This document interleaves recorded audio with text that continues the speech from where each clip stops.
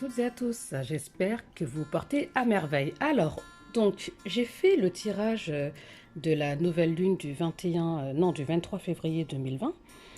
Très intéressant. Et franchement, il faut vraiment que je vous le partage. Alors, donc déjà, là, on parle donc de la tour dans les énergies passées. Alors, on voit en fait qu'il y a eu, dans un passé proche ou le cycle dernier, euh, de la mort comme une sensation de mort de l'espoir, d'accord? Donc, comme une sensation de désespoir, d'écroulement de ce que nous avons construit et qui a été ressentie comme une punition, ok? Euh, Bon, en tout cas, enfin, moi j'ai vraiment envie de vous dire, ne perdez pas espoir, car la tour, elle symbolise aussi qu'il fallait passer par ce cap de déstructuration dans certains aspects de nos vies, ou pour certains, j'ai l'impression que c'est dans tous les aspects de leur vie qu'ils ont subi. Alors prenons-le comme une remise à zéro, déconstruire pour mieux reconstruire, on me dit. Donc ici, on nous indique que ces changements sont positifs, d'accord? Qu'il y a eu aussi une prise de conscience de quelque chose qu'on avait du mal à accepter et qui a aussi rendu cette expérience plus difficile pour certains. Il y a comme une tentative de compréhension de la situation, de quête de vérité. Bon, on voit bien aussi avec la tour, vous avez vu, donc les deux têtes là sont vers le bas. Donc, bon, on se retourne la tête pour essayer de comprendre la situation, mais et donc en fait, il y a comme encore une tentative d'essayer de résoudre euh, l'expérience, enfin de trouver des solutions pour mettre fin à cette expérience. Bon, on va voir un petit peu plus loin avec là, vous avez du coup le valet de coupe qui est renversé. Et là, en fait, on comprend mieux les domaines de vie qui ont été touchés, donc c'est par le sentiment de désespoir. Hein. Car le valet de coupe, alors à la base, c'est un jeune homme, voilà, qui est engagé sur un chemin d'apprentissage, des sentiments, donc parce que les coupes dans les tarots représentent les émotions, d'accord? Donc c'est une personne qu'on pourrait qualifier de loyale, de réfléchie, de dévouée, un bon camarade sur lequel on pourrait toujours compter, tu vois, donc ou un fiancé qu'on suit de façon un peu aveugle. Mais là, il est renversé. Donc qu'est-ce que ça peut signifier? Ben là, en fait, on nous parle plus d'une personne, bon bah, c'est vrai, qui est sympathique, qui est cordiale, mais qui a quand même tendance à diriger ses énergies vers l'aspect sensuel, les joyeux de l'existence. Enfin voilà, vous savez qu'il n'y a pas trop envie de s'engager. En gros, enfin cette carte, elle nous dit qu'il ne faut pas croire ce que dit cette personne, très attirante, pour qui on peut ressentir beaucoup de désir. Euh,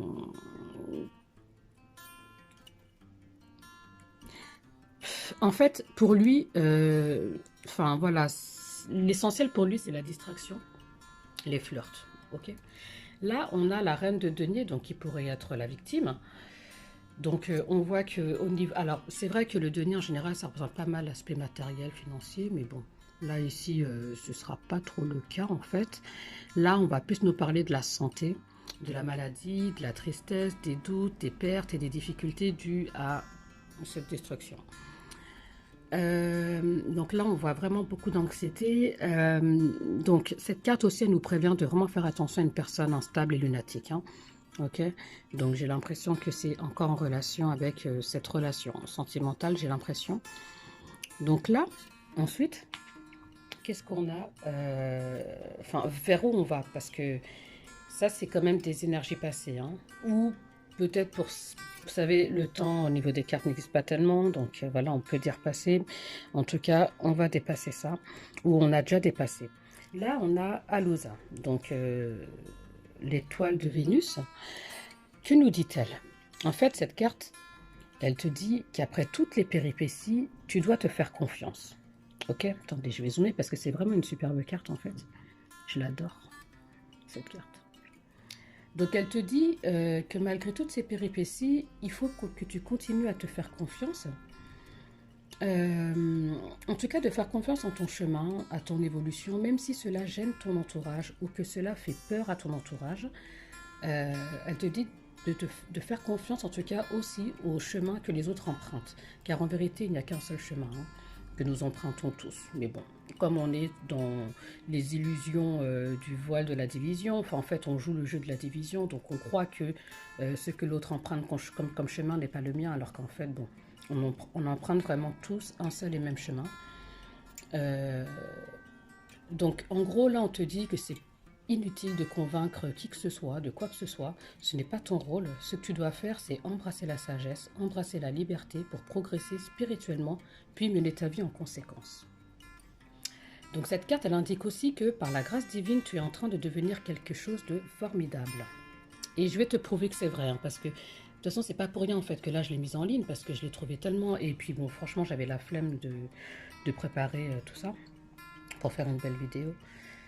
Donc que je vous la fais comme ça un petit peu à l'arrache, mais en gros là, on est en train de te dire que tu es en train de devenir vraiment quelqu'un de formidable parce que tu es en train en fait de combiner dans ton être, donc la déesse et Dieu, et le Dieu, d'accord? Donc l'être humain et l'animal réunis parfaitement intégrés, en gros tu deviens un être complet. Là, on te parle d'attente.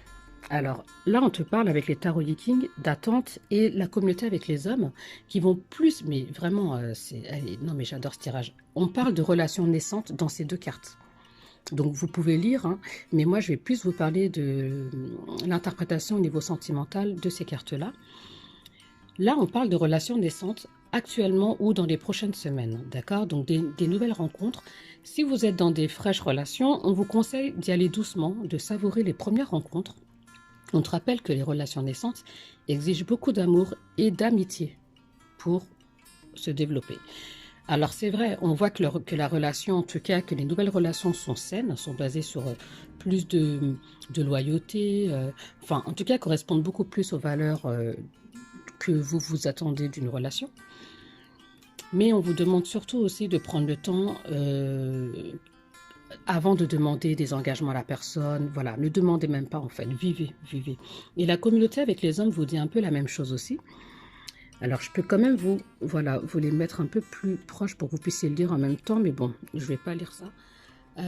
Là, cet hexagramme, donc 13, elle vous dit que lors d'une nouvelle rencontre, on a parfois le sentiment d'être lié à la personne, de la connaître depuis toujours. Bon, si l'attirance ou la séduction sont bien réelles, la relation peut aussi souffrir d'un manque de souplesse, d'accord? Donc, pas trop rigide dès le début parce qu'on s'est fait... voilà, vous avez compris? Donc, montrez-vous conciliant et ouvert à l'autre, laissez-le vous surprendre. N'exigez rien de lui, vivez et laissez-vous surprendre. Parce que j'ai peur, en fait, que ce valet de couple-là impacte sur la nouvelle relation là qu'on est en train de nous... Enfin, vers où en tout cas vous allez. Hein. C'est un peu mon impression en tout cas. Donc on n'est pas rigide. L'autre là, c'est pas de sa faute. C'est pas de leur faute là si vous avez vécu ça, d'accord? Au contraire, peut-être aussi qu'il fallait passer par le valet de coupe pour pouvoir atteindre cette relation qui va vers beaucoup de paix et de joie et tout ça. Donc là, on a choisissez la paix et le pouvoir de la joie. Donc le pouvoir de la joie, bah, vous comprenez bien, enfin on vous dit que vous trouverez ce que vous cherchez si vous empruntez le chemin de la joie. C'est fini les larmes, c'est fini les angoisses. On met ça par... en fait, ça, c'est des trucs... Voilà, emmenez ça là-dedans dans la tour, là. D'accord? Voilà.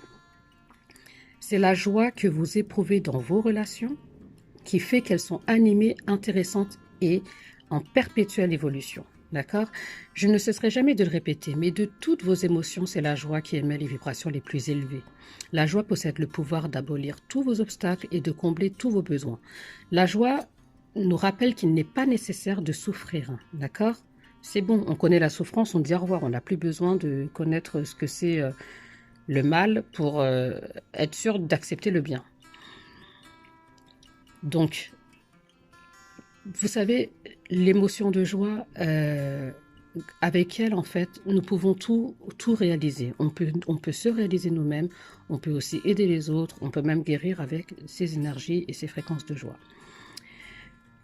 Alors, choisissez la paix, donc vous avez bien compris, hein, on pardonne cet ancien événement, voilà, on pardonne le passé, vraiment, on pardonne le passé et on passe à autre chose et on accueille le présent et le futur qui sont radieux. Et on est convaincu que la dimension du présent et du futur n'est que lumineux pour nous. D'accord? Donc là, on a ensuite le cavalier. Alors là, le cavalier, C'est tout ce qui est relié en fait à nos guides, nos anges. Ce sont nos gardiens, d'accord? Ce sont nos gardiens. Euh, le cavalier, lui, il sait, comment dire? Le cavalier, en fait, il nous dit qu'on est complètement protégé, d'accord, dans un premier temps. Et vraiment, c'est pour nous dire aussi que nous sommes guidés, d'accord? Donc, vous pouvez dire, par exemple, durant ce cycle-là qui dure 28 jours, je me donne les moyens d'atteindre mes objectifs, je suis capable d'atteindre mes buts, d'accord? Dites-le ça à vos parties de vous là. Parce qu'au final, le cavalier, c'est bon, ok, je parle de guide, je parle d'ange gardien. Ça peut aussi être, vous pouvez aussi les interpréter à votre façon. Ça peut être les parties de vous qui sont lumineuses en fait, d'accord, les plus lumineuses. Ça peut être votre âme, vos intuitions, ça peut être Dieu, d'accord. C'est à vous de voir. Vous êtes très libre, hein. Mais bon, en tout cas, sachez que vous n'êtes pas tout seul. Voilà, vous n'êtes pas tout seul, vous êtes guidé. Donc n'hésitez pas, voilà, j'ai encore d'autres phrases que je pourrais vous donner, comme j'incarne le chemin que je parcours, j'accepte les changements qui se présentent. Donc de toute façon, ça, je vais les noter. Alors là, vous avez Homme aussi qui est sorti. Donc Homme, en fait, c'est le son primordial de l'harmonie du tout, hein. C'est le son qui nous ouvre sur la conscience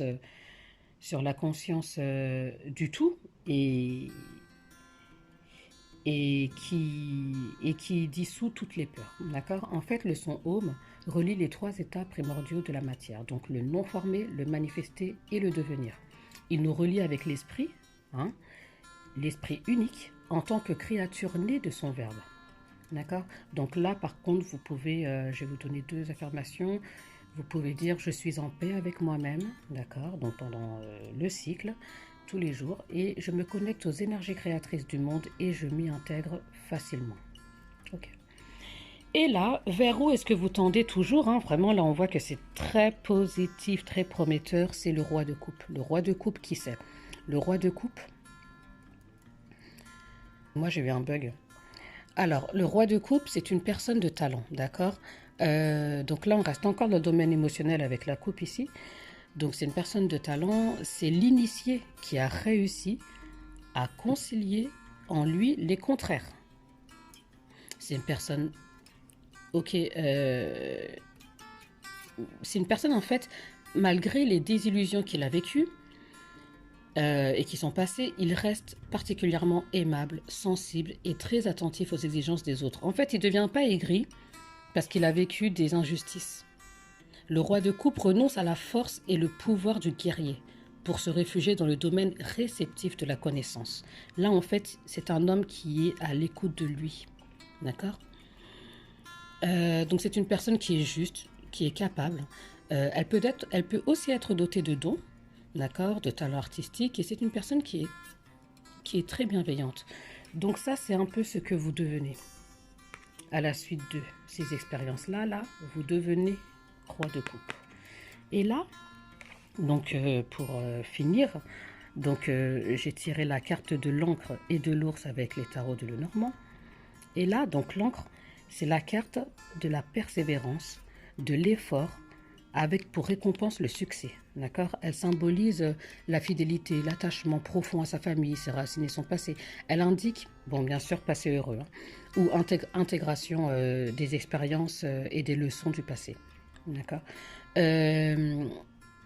Donc, elle indique, en tout cas, pour ces fameuses relations naissantes, elle indique que la relation que vous allez vivre ou que vous êtes en train de vivre, hein, c'est toute nouvelle, qu'elle est durable, voilà, que le partenaire est fidèle, hein.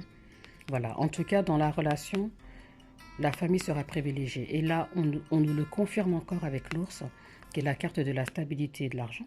Mais ici, en tout cas, elle symbolise la protection et la sérénité dans le couple. On parle d'une relation solide basée sur une confiance mutuelle et d'une sexualité passionnée. Donc voilà pour le tirage de la nouvelle lune du 23 que j'ai trouvé vraiment super sympa et que j'avais vraiment envie de vous partager. Donc je vous souhaite un beau cycle et je vous dis à très bientôt.